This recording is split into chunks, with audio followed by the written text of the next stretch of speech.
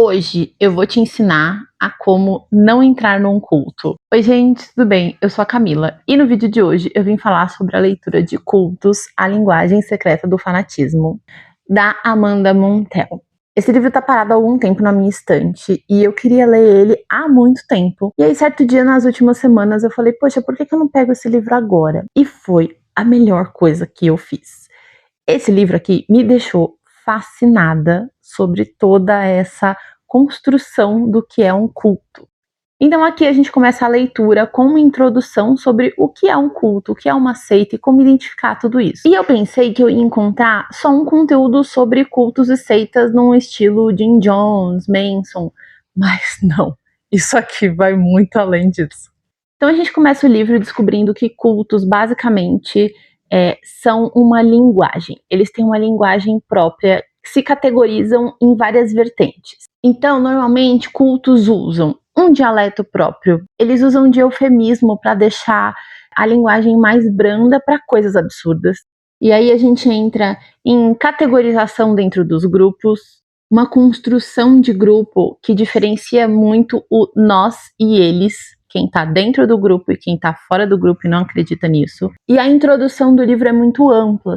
Você já consegue ter ali no começo do livro uma boa base de conteúdo para entender todas as categorias que ela vai destrinchar conforme você vai avançando na leitura. E aí, uma vez que você descobre que cultos e seitas são sobre comunicação e linguagem, a gente entra nos capítulos que aí eu julgo ser o capítulo do pior tipo de culto para os mais brandos, mais no final do livro, porque nem todo culto faz o que Jim Jones e Manson fizeram com as pessoas que participaram desses grupos, e é exatamente com eles que a gente começa. Então a gente vai conhecer mais sobre o tipo de comunicação que Manson e Jim Jones, por exemplo, usaram. Ela cita outros cultos também, como Heaven's Gate, mas ela pega toda essa teoria que ela deu uma introdução no começo e vai aplicando em como a coisa se desenrolou dentro dessas seitas. E aí acabou para mim. Acabou para mim, eu não consegui mais largar o livro, eu queria entender tudo o que acontecia ali. Tem muita informação histórica, tem muita informação de pessoas que ela entrevistou que estavam dentro desses cultos, isso é muito interessante nesse livro. No meu ponto de vista, é uma das melhores partes, assim, ela tentar entrar em contato com essas pessoas, ela conseguir falar com essas pessoas e entender mais de como essas pessoas estão hoje, né, esses sobreviventes, como que elas lidam com tudo isso que elas viveram e olhar isso de fora, qual foi o impacto de ter passado por isso no passado, porque isso impacta na pessoa que ela é no presente. Gente, esse livro é sensacional. E em algum momento aqui ela até fala de sedução. A gente tem essa figura atrativa que foi o Jim Jones, que foi o Manson, que eles conseguiram agregar tantas pessoas a acreditarem naquilo que eles estavam pregando. Então essa parte para mim foi assim, fora do comum, foi muito, muito interessante. E aí no capítulo seguinte a gente entra na cientologia, que era um assunto que me interessava muito porque eu sei pouquíssimo sobre isso. E aí nessa parte do livro, de novo, a gente tem um pouco sobre como a cientologia agregava pessoas. A Amanda mesmo foi até a cientologia, ela foi numa espécie de primeiro encontro para agregar pessoas, e aí ela conta esse relato, mas de novo, ela também entrevista outras pessoas, e aí a gente vai além da cientologia. Aqui ela também fala sobre outras religiões, como elas usam a linguagem para poder agregar pessoas ao grupo, e a gente entra inclusive numa categoria de glossolalia, eu não sei exatamente a pronúncia, mas é o termo que a gente usa para falar sobre a linguagem dos anjos, ou essas linguagens diferenciadas que muitas religiões demonstram que acontece com os fiéis nos grupos. E eu achei esse capítulo interessantíssimo. Eu quero muito assistir algum documentário ou consumir mais conteúdo sobre cientologia, não porque eu queira entrar em algo assim, até porque é impossível, porque tem todo um padrão que você deve seguir, né? Mas é uma coisa que me interessou muito, então com certeza eu vou atrás de mais algum conteúdo sobre isso. Em seguida, entramos no marketing multinível, ou esquema de pirâmide, e aí a gente tem ali algumas informações sobre o porquê que a gente não pode chamar marketing multinível de esquema de pirâmide. Esquema de pirâmide é proibido nos Estados Unidos, eu não sei aqui, eu também é uma coisa que eu quero procurar saber, mas o marketing multinível ele muda algumas coisinhas em relação ao esquema de pirâmide, num sentido de você não é obrigado, no esquema de pirâmide você é obrigado a agregar pessoas ao grupo, não só vender o produto, e aí no marketing multinível você não é obrigado, mas você precisa construir a sua comunidade.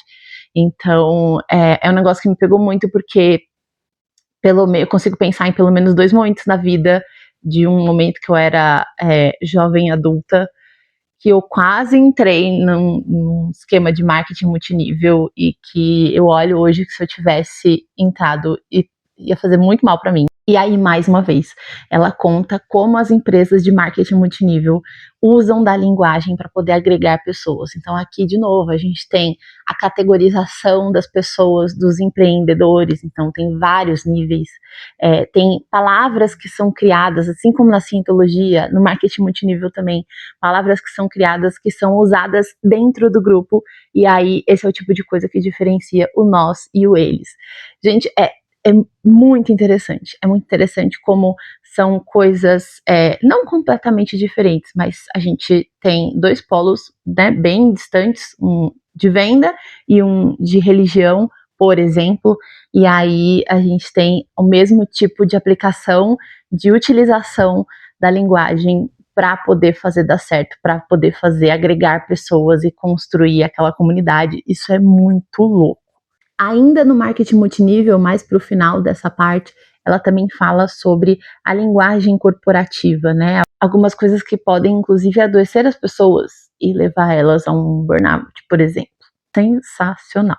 E por último, a gente tem o culto ao fitness e, mais uma vez, toda a aplicação de linguagem em como, quando as pessoas elas passam a fazer parte desse universo do fitness.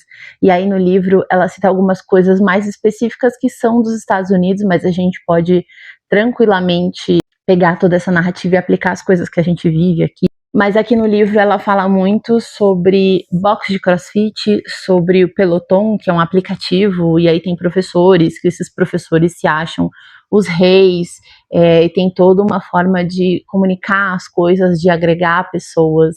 E aí, conforme o livro vai passando, ela vai mostrando pra gente também que tem cultos que são mais brandos, que não fazem mal a ninguém. Mas que se a gente perde o controle, vira uma coisa muito ruim para nossa vida, né? Então, claro, a gente não vai comparar uma comunidade Manson, Jim Jones com um box de CrossFit, mas esse livro aqui, principalmente, a gente vê o poder de quem sabe se comunicar e usa isso para uma finalidade que não é tão saudável assim.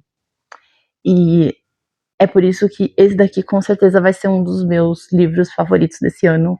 Eu marquei muitas coisas, eu com certeza vou ler essas partes aqui, reler em algum momento, e talvez enquanto eu esteja consumindo qualquer outro conteúdo sobre esse tipo de coisa, sobre como a linguagem influencia as pessoas, e sobre seitas também, com certeza vou revisitar esse livro aqui. E de um modo geral é isso, gente. Eu gostei muito, muito, muito desse livro. Esse é o tipo de livro que a gente pega, assim, e eu queria muito ter pegado ele para ler antes. A gente sempre, às vezes, esbarra nos livros assim, né? Mas tudo bem, tudo tem seu tempo. Fiquei muito feliz que eu concluí essa leitura agora em fevereiro. E se você quiser comprar esse livro ou qualquer outro livro, comprando aqui no link da Amazon, você ajuda este canal. Eu espero que vocês tenham gostado e me contem aqui nos comentários se você tem alguma indicação nesse sentido de comunicação, de seitas. Eu quero muito saber. No final do livro tem uma série de indicações de filmes, tem até fotos, filmes e documentários que a gente pode assistir para saber mais sobre isso. Mas se você tiver alguma coisa a acrescentar nessa lista, conta pra mim aqui nos comentários e até o próximo vídeo.